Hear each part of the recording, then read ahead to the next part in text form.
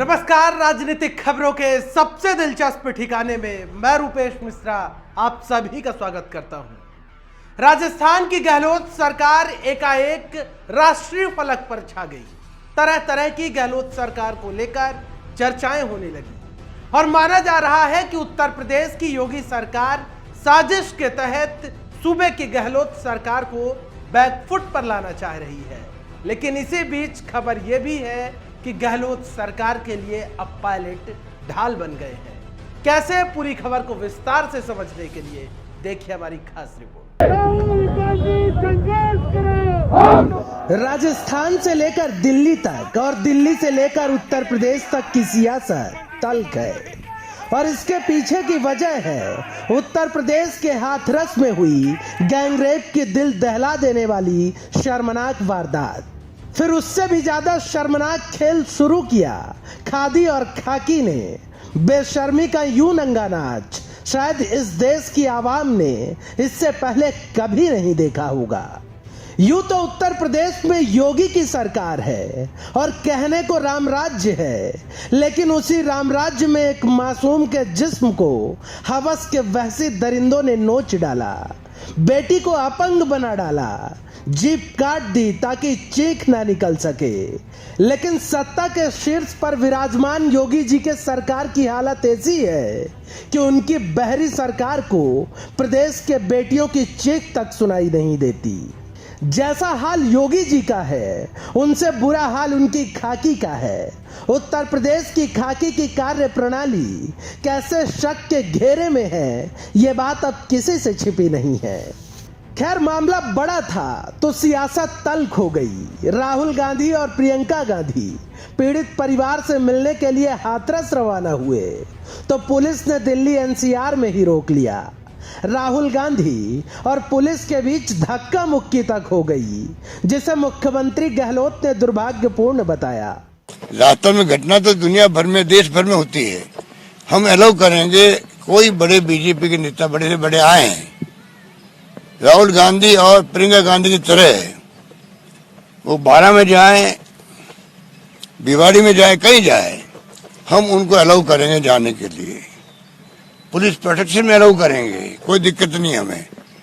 उनको ये कहने का अधिकार नहीं है कि वो वहां जा रहे हैं, यहाँ क्यों नहीं आ रहे हैं।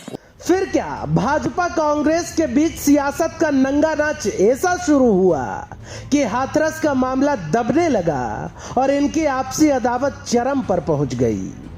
लेकिन इन सब के बीच एकाएक सूबे की गहलोत सरकार सुर्खियों में आ गई, क्योंकि राजस्थान के 12 में भी एक ऐसी ही गैंगरेप की वारदात सुर्खियों में आई।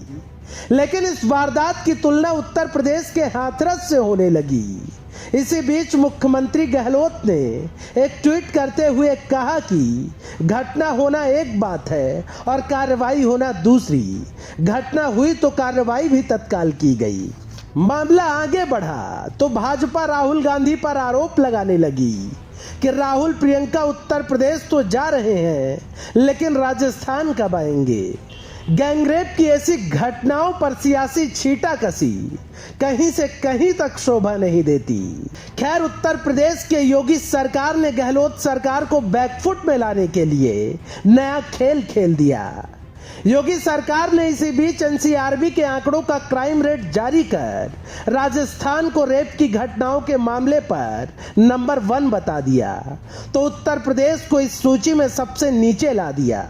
सवाल इस सूची पर नहीं, सवाल योगी सरकार की मंशा पर खड़े हो रहे हैं कि जिस वक्त सत्ता के मठाधीश योगी गहलोत सरकार से टक्कर लेने का सोच रहे हैं, अगर इसी वक्त योगी और उनकी खाकी हाथरस के परिजनों को न्याय दिलाने के लिए सोचती तो शायद ज्यादा अच्छा होता।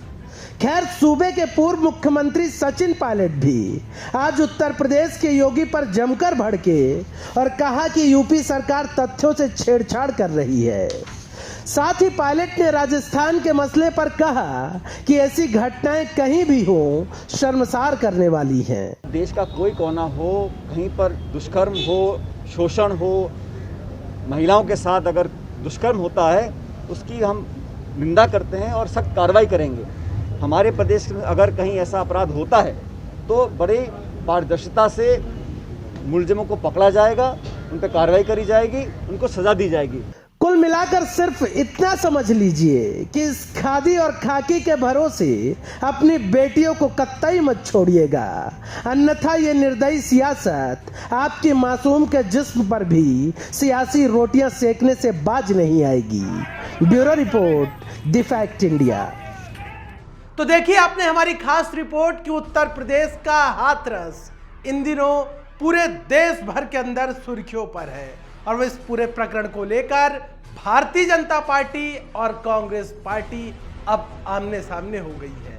लिहाजा यहां पर अब बात इंसाफ की नहीं हो रही है, बल्कि अब सियासत सबसे ज्यादा होने लगी है। यानी यूं समझ लीजिए कि इंसाफ की बातें दब चुकी हैं और सियासत चरम पर है। दोस्तों, कल फिर हाजिर होंगे सियासत की एक दिलचस्प खबर के साथ। तब तक के लिए नमस्कार।